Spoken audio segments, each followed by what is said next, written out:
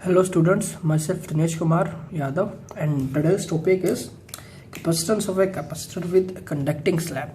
कि भाई हमारे पास एक कैपेसिटर है और उस कैपेसिटर के अंदर हम एक कंडक्टिंग स्लैब डाल देते हैं तो क्या इफेक्ट होते हैं इसके, ये हम देखने वाले हैं। ठीक है, तो देखिए भाई हमने इससे पहले बात कर चुके थे कि भाई अगर हमारे पास कोई कैपेसिटर है, ठीक है, कोई कैपेसिटर है, एक ऐसा कैपेसिटर है जिसकी प्लेट का area of cross section A है और प्लेट के बीच में जो सेपरेशन है दैट इज डी है, तो उस केस में अगर हम कैपेसिटेंस निकालते थे तो वो आता था epsilon not A divided by D. ठीक है, और ये कब होता था? जब यहाँ पर कोई मीडियम नहीं होता था, ये बिल्कुल यहाँ पर वैक्यूम है। ठीक है, यहाँ पर क्या है? यहाँ पर वैक्यूम है।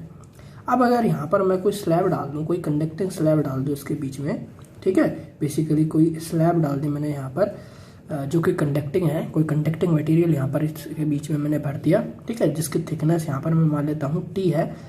तो इस केस में देखिए क्या होगा कि भाई अगर ये प्लेट है, इसके ऊपर अगर पॉजिटिव चार्ज है, ये प्लेट है, इस पर अगर नेगेटिव चार्ज है, तो ये जो स्लैब है, अब स्लैब सिंस ये कंडक्टिंग स्लैब है तो कंडक्टिंग स्लैब मतलब एक कंडक्टर है, इसका मतलब इसके अंदर ढेर सारे फ्री चार्ज कैरियर्स होंगे, फ्री इलेक्ट्रॉन्स होंगे। तो क्या होगा, ये जो फ्री इलेक्ट्रॉन्स है ये बेसिकली यहाँ पर, ठीक है, यहाँ पर आ जाएंगे।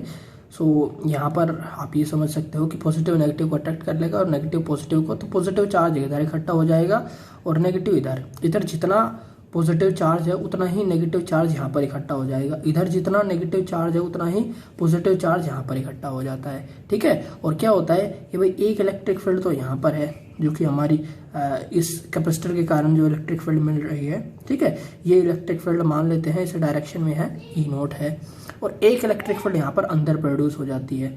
ठीक है, और ये इलेक्ट्रिक फील्ड कितनी मान लेते हैं, ये इलेक्ट्रिक फील्ड यहाँ पर मान लेते हैं हम ईपी। तो क्या होगा, ये जो इलेक्ट्रिक फील्ड है ईपी, उतनी ही इलेक्ट्रिक फील्ड इसके अंदर प्रोड्यूस हो जाती है जितनी इलेक्ट्रिक फील्ड यहाँ पर बाहर है, क्योंकि भाई ढेर सारे यहाँ पर फ्री इलेक्ट्रॉन्स है, तो वो सारे फ्री इलेक्ट्रॉन उतनी ही फील्ड को यहाँ पर जनरेट कर देंगे और इसके अंदर जो इलेक्ट्रिक फील्ड है वो यहाँ पर नेट इलेक्ट्रिक फील्ड बन जाएगी जीरो। ठीक है, सो यही केस है हमारे पास कि भाई हमने एक कंडक्टिंग स्लैब है, इसको बीच में इंट्रोड्यूस करा दिया, यहाँ पर पॉजिटिव चार्ज था तो यहाँ पर नेगेटिव चार्ज इंड्यूस हो गया, यहाँ नेगेटिव चार्ज है तो यहाँ पॉजिटिव चार्ज इंड्यूस हो गया। ठीक है, अब ये देखिए ये यहाँ पर है हमारी electric field provided by the parallel plate capacitor that is E note. Okay, और यहाँ पर इसके अंदर एक इलेक्ट्रिक फील्ड जनरेट हो जाएगी जो कि जस्ट इसके अपोजिट होगी और बिल्कुल उसका मैग्नीट्यूड इसके ई नोट के बराबर होगा और दोनों एक दूसरे के इफेक्ट को कैंसिल आउट कर देगी और स्लैब के अंदर कोई इलेक्ट्रिक फील्ड नहीं होगी। ठीक है, वैसे भी आपने पढ़ा है that electric field inside the conductor is zero, तो इसके अंदर इलेक्ट्रिक फील्ड कितनी होगी? जीरो इलेक्ट्रिक फील्ड होगी। ठीक है, तो अब हम क्या करते हैं, हम इसके लिए कैपेसिटेंस का रिलेशन ड्राइव करेंगे। ठीक है, और देखेंगे कि भाई इसका क्या इफेक्ट पड़ा है कैपेसिटेंस के ऊपर, क्योंकि हमारा जो चैप्टर है कैपेसिटेंस है तो बेसिकली उसके इफेक्ट को हमें यहाँ पर स्टडी करना है। So first of all the capacitance of a capacitor of plate area A and plate separation D with vacuum between is C note is equals to epsilon not A divided by D. कि भाई अगर हमारा एक capacitor है जिसकी plate का area A है, दोनों प्लेट के बीच में सेपरेशन डी है और बीच में कोई मीडियम नहीं है दैट इज वैक्यूम है, तो उस केस में कैपेसिटेंस का फॉर्मूला होता है C note is equals to epsilon not A divided by D. अब क्या किया है, अब हमने एक कंडक्टिंग स्लैब इंट्रोड्यूस करा दी है जिसकी थिकनेस है टी। ओके, ये टी थिकनेस की हमने यहाँ पर एक कंडक्टिंग स्लैब बीच में डाल दी है और जो एरिया है यहाँ पर, ठीक है, वो ए है यहाँ पर। ठीक है, सो एरिया भी यहाँ पर दोनों का सेम है, ए एरिया है is introduced between the plates and the free charges in conductor flow. तो क्या होगा भाई, फ्री चार्जेस फ्लो करेंगे और प्लस क्यू माइनस चार्ज जो है वो डेवलप हो जाएंगे, इस फेस पर नेगेटिव चार्ज, इस फेस पर positive charge, and inside the slab electric field become zero, इसके अंदर इलेक्ट्रिक फील्ड जीरो हो जाएगी and the original electric field E note exist over distance D minus T. तो जो हमारे ओरिजिनल इलेक्ट्रिक फील्ड है वो हमें केवल इस रीजन के अंदर मिलेगी। ठीक है, और इस रीजन के अंदर दैट इज टोटल हमारा यहाँ पर डिस्टेंस ये डी है और टी रीजन में कोई इलेक्ट्रिक फील्ड नहीं है, तो डी माइनस टी रीजन के अंदर हमें हमारी ओरिजिनल इलेक्ट्रिक फील्ड यहाँ पर मिलेगी। तो देखिए हम ये फॉर्मूला पढ़ चुके हैं that potential difference is equals to electric field into spacing. So इसको ड्राइव करते हैं हम यहाँ पर, तो देखिए potential difference V, electric field की बात करें तो इलेक्ट्रिक फील्ड हमारी कितनी है, इलेक्ट्रिक फील्ड है ई नोट एंड स्पेसिंग। ठीक है, तो देखिए इलेक्ट्रिक फील्ड ये हमारी ई नोट है और स्पेसिंग कितनी है, तो डी में तो कोई इलेक्ट्रिक फील्ड है नहीं, तो ये जो स्पेसिंग बच गई कितनी बच गई, डी माइनस टी। सो ई नोट डी माइनस टी, ई नोट डी माइनस टी। अब देखिए ई नोट जो है, ई नोट का फॉर्मूला क्या होगा, E equals to sigma divided by epsilon nought, E equals to sigma divided by epsilon nought. तो अगर इनकी प्लेट की चार्ज एजेंसी यहाँ पर सिग्मा है, इसकी चार्ज एजेंसी माइनस सिग्मा है, तो इस केस में हम इसको लिख सकते हैं sigma divided by epsilon note into D minus T. Okay, अच्छा फिर यहाँ पर देखिए सिग्मा जो है, सिग्मा बेसिकली क्या होगा, सिग्मा होगा charge per unit area, sigma equals to charge per unit area. तो यहां पर हम लिख सकते हैं that V is equals to Q divided by A epsilon nought, charge upon area हो गया सिग्मा की जगह, इंटू डी माइनस टी। ठीक है, आप देखिए हमको कैपेसिटेंस निकालनी है, तो कैपेसिटेंस का फॉर्मूला होता है that since C equals to Q divided by V, so C equals to, यहाँ पर इस फॉर्मूले में हम पुट कर देंगे Q डिवाइडेड बाय V, तो V की वैल्यू यहाँ पर Q divided by A epsilon not जो है वो पलट के ऊपर चला जाएगा, इंटू डी माइनस टी। ठीक है भाई, इस इक्वेशन में हमने V की वैल्यू को यहाँ पर पुट करा दिया। सो V जो है Q upon A epsilon not, Q divided by A epsilon not, T minus T.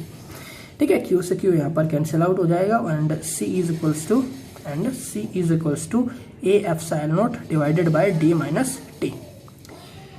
ठीक है, ये आ गया। अब देखिए यहाँ पर हम क्या कर सकते हैं, यहाँ पर हम A epsilon nought divided by D minus T. अब डी माइनस टी में से मैं यहाँ पर डी कॉमन ले सकता हूँ, तो डी अगर मैं यहाँ पर कॉमन ले लूँगा तो अंदर क्या बच जाएगा, अंदर यहाँ पर बच जाएगा 1 minus T divided by T, 1 minus T divided by D.